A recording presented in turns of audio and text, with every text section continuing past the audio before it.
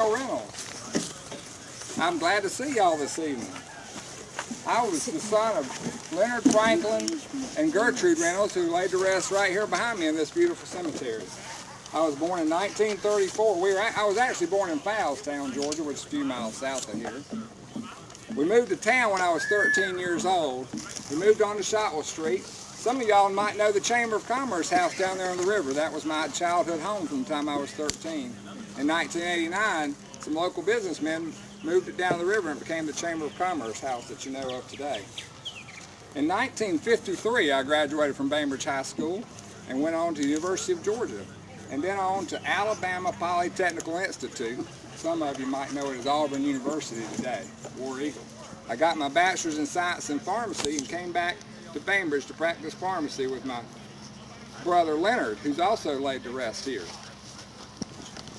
Some of you might think that the whole idea of Auburn and Georgia is kind of a mixed up idea. Well, I tell you what, my wife made a hat that had Georgia on one side and Auburn on the other. We'd go to the game every year and I'd just wear the front side of whichever guy was winning, so I'd always own the winning team. I married my beautiful Martha Grace in 1956. Most of you know her as Shug. She's been devoted to the city as much as I have. We had 4 beautiful children: Martha, Bill Jr., Edward, and Anna. They all are members of this community today.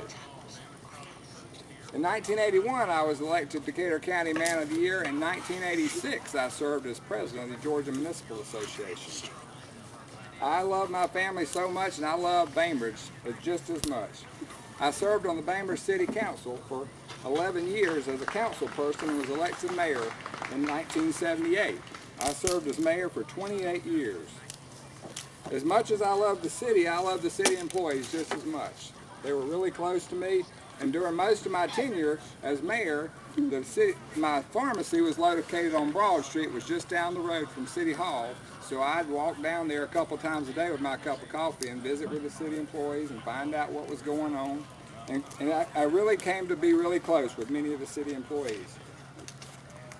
Many of the things that took place while I was mayor that the city employees and I accomplished.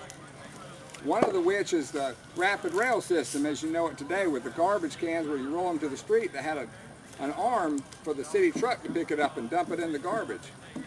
Before that, we had workers that went behind everybody's house and picked up a can, so it really reduced the amount of labor and effort it took to empty the garbage.